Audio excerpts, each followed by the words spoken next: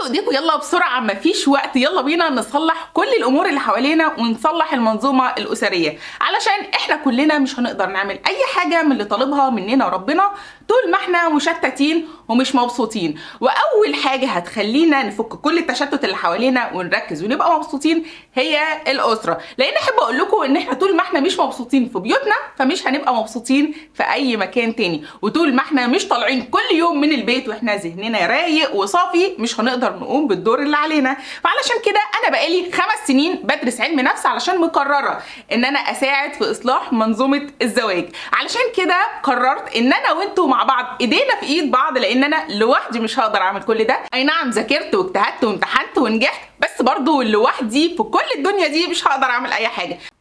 فانتوا معايا ايديكوا في ايدي، ناخد ايد بعض ونبتدي نصلح كل ده، لان لو ما صلحناش ده محدش هيتحط فيها ويتأذي الا احنا. فعلشان كده النهارده اول قاعده لازم نتكلم فيها، علماء النفس بيقولوا لنا ان احنا مش جايين الدنيا علشان نغيرها، احنا جايين علشان نتعلم ازاي نتعامل معاها. فدي القاعده اللي لازم نفكر فيها كويس قوي ونفهمها. هتقولوا لي ازاي ده احنا المفروض نغير كل حاجه؟ والله انا كنت فاكره كده زيكم بالظبط، بس الحقيقه لما قعدت افكر مع نفسي شويه وركزت في الكلام شويه كده لقيت فعلا احنا مفيش في ايدينا اي حاجه نعملها للتغيير، لان حتى ربنا نفسه منزل لنا قانون وقال لنا ان الله لا يغير ما بقوم حتى يغيروا ما بانفسهم. فاحنا لو عملنا اي حاجه، لو وقفنا على شعر راسنا بالبلدي كده، مش هنقدر نغير اي حد الا اذا كان هو عايز يتغير. فطبعا احنا في الدنيا بنتعامل مع بشر، فطول الوقت لو هنحاول نجتهد ان احنا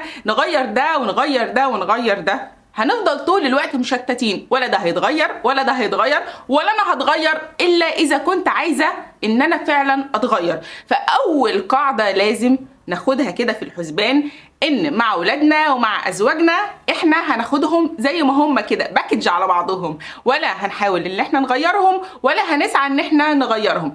احنا هنفكر ونتعلم ازاي نتعامل معاهم، علشان لما نفكر ونتعلم ازاي نتعامل مع العالم المحيط حوالينا بشتى الطرق وبكل الطرق الممكنه اللي العلم قال لنا عليها. بالمناسبة ربنا رزقنا بالعلم علشان نقدر نجرب ونحاول ونقدر نوصل لأفضل واكتر طريقه مناسبه لوضع كل فرد. فاحنا هنتعامل مع افراد مختلفين، هنتعامل مع ناس من ثقافات مختلفه. انا عارفه ان اللي بيتفرج عليا دلوقتي ناس من اماكن كتير جدا مختلفين عن بعض في الطباع والافكار والثقافات والعادات والتقاليد والديانات وكل حاجه، كلنا مش شبه بعض في الحاجة دي، بس الحاجة المشتركة ما بيننا هو اننا هنتفق مع بعض ان احنا نحاول نصلح الامور اللي بتحصل دلوقتي، علشان لو ما اتصلحتش احب اقول لكم انها هتبوظ اكتر من كده. ولما تبوظ اكتر من كده الوحيد اللي هيبقى فرحان هو الشيطان، لان هيبقى عارف ان احنا دلوقتي بقينا مشتتين، ما بقيناش ايدينا في ايد بعض ولا بقينا عون لبعض ان احنا نقوم بدورنا في الحياة. فهو هيبقى مبسوط قوي وبيسقف من ورا الشاشة او من الخلفية اللي احنا مش شايفينها، علشان هو كده قام بالدور اللي هو عايزه، ودوره هو افساد الارض عن طريقنا احنا، لان هو شايف ان احنا ما نستحقش اي حاجة من اللي ربنا اداها لنا. ومش معقولة ربنا يكون خلقنا لعبادته وخلق لنا كل الكون ده وميسر لنا كل حاجة علشان نقدر نقوم بدورنا في عبادته وفي اصلاح الارض، وفي الاخر نبقى مشتتين ومش عارفين نعمل كل ده. واول حاجة هتخلينا نركز هي المنظومة الاسرية، لان بصراحة انا مقررة ان انا اشارك في اصلاح المجتمع علشاني وعلشان اهلي وعلشان اولادي، وانتوا كمان لازم يبقى عندكم نفس الرغبة علشان كلنا نبقى عايشين مرتاحين. انا اعتقد كلنا دلوقتي مش مبسوطين للحاله والوضع اللي احنا وصلنا له ابدا، فان الله لا يغير ما بقوم حتى يغيروا ما بانفسهم. فتعالوا يلا كل واحد فينا يقرر ان هو يغير نفسه ويحاول بقدر الامكان يتعلم الدور اللي هو المفروض يقوم بيه، علشان كلنا في دايره واحده، كلنا بنكمل بعض. وزي ما قلت لكم يلا بينا ايدينا في ايد بعض، نمسك ايدين بعض ونكمل الدايره. هنكمل الدايره بالعلم والدين، ربنا رزقنا بقواعد دينيه المفروض نمشي عليها، بعدين العلم بيجي يفسر لنا ازاي نقدر نطبق القواعد دي في الوضع والزمن اللي احنا فيه، لان الازمنه مختلفه والاوضاع مختلفه. فعلشان كده ربنا رزقنا بالعلم. في ناس مخصصة للموضوع ده قعدت وبذلت مجهود سنين من عمرها علشان تقعد تعمل لنا نظريات وتعمل لنا حاجات نقدر نستخدمها. احنا دورنا بقى ناخد النظريات وناخد العلم ده ونعصره عصر كده ونبتدي نستخدمه بالطريقه المناسبه للوضع اللي احنا فيه. فعلشان كده اول قاعده النهارده هناخدها ان احنا مش جايين نغير العالم، احنا جايين نتعلم ازاي نتعامل معاه، وهو اننا لازم احنا ندرب نفسنا ونعلم نفسنا ان احنا نتعامل معاه. فدي اول قاعده النهارده.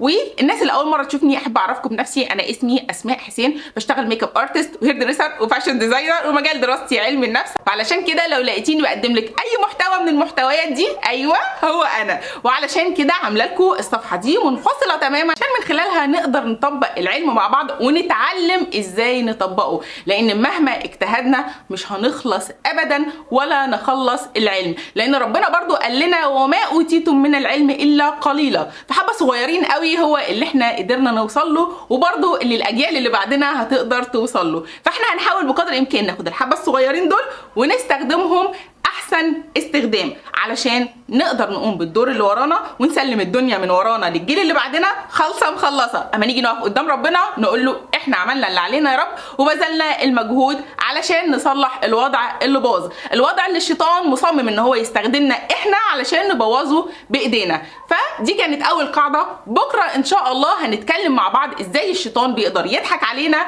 بالحاجات اللي احنا بنبقى عايزينها او برغباتنا الشخصيه علشان نقدر نفهم هو ازاي بيفكر وازاي بيخلينا نفكر. ودلوقتي انا شرحت لكم النظريه العلميه لينا كناس كبار او كامهات. دلوقتي جه الدور بقى ان انا احط النظريه العلميه دي في قصه صغيره تنفع المحتوى بتاع الكتاكيت الصغيرين. وطبعا انتوا عارفين ان انا عامله لكم انتوا محتوى والكتاكيت الصغيرين محتوى. بما ان انا عارفه ان الكتاكيت الصغيره بيستهدفوهم بالقصص والفيديوهات والروايات، فعلشان كده محتاجين نحط النظريه العلميه دي في قصه قصيره صغيره. هوريكم دلوقتي شوت بسيط انا عملته علشان القصه بعد كده هتنزل على اجزاء. انتوا كمان كملوا لي القصه دي ممكن نحكيها لاولادنا ازاي. دلوقتي المفروض ان انا اسماء طالبه جامعيه، هروح الجامعه واستنى هتشوف هنعمل ايه. جامعه يعني كتب، فهيبقى معايا الكتب بتاعتي وانا متضايقه ان انا هروح الجامعه لان فيها ناس متنمره وبيضايقوني. بعقليه الاطفال الصغيرين او الكتاكيت الصغيرين هتمنى ان في حاجه تبقى في ايدي اقدر اغير بيها الواقع اللي مش عاجبني، فهتمنى ان انا يكون عندي عصايه سحريه. تعالوا بقى دلوقتي هتدرب معاكم قبل ما اصور لهم المحتوى القصصي الخاص بيهم. هوريكم شوت صغير وهسيبكم انتوا بخيالكم تساعدوني ونساعد بعض نكمل بقيه القصه ازاي. يلا بينا بقى نبتدي القصه.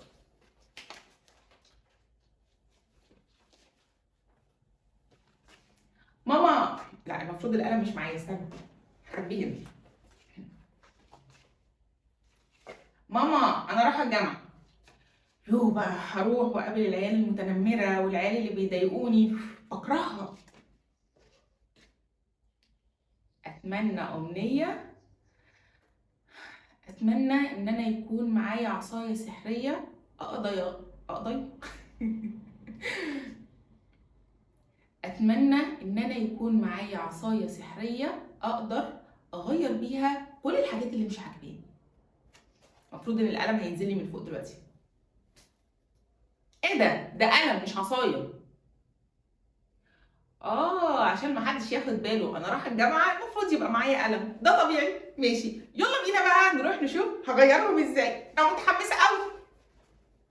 المفروض دلوقتي بقى ان انا هروح الجامعه واقدر اغير الوضع اللي مش عاجبني. تفتكروا بقى انا هكمل القصه ازاي؟ وانا عايزاكم انتوا تطلعوا الابداع اللي جواكم علشان تبتدوا تنتجوا قصه تحكوها لاولادكم، علشان محتاجين نعلمهم النظريه دي بهيئه القصه علشان لما يبتدوا يكبروا يبقوا فاهمين ايه اللي ليهم وايه اللي عليهم. فاكتبوا لي في الكومنتات بقى احنا ممكن ندخل النظريه دي في قصه شكلها ايه علشان نقدر نتعلم من بعض ويبقى عندنا اكتر من قصه نقدر نحكيها لاولادنا. دلوقتي بقى انا هروح اصور لهم القصه علشان انزل لهم المحتوى بتاعهم قبل ما اروح شغلي. فاتمنى ان يكون الفيديو عجبكم، ما تنسوش تعملوا لايك وشير لو حسيتوا ان هو هيفيد غيرنا، وما تنسوش تعملوا فولو علشان يوصل لكم الفيديوهات والنظريات والقصص اللي احنا هنخترعها مع بعض علشان كتاكيتنا وحبايبنا الصغيرين. دمتم بخير واشوفكم على خير الفيديو الجاي.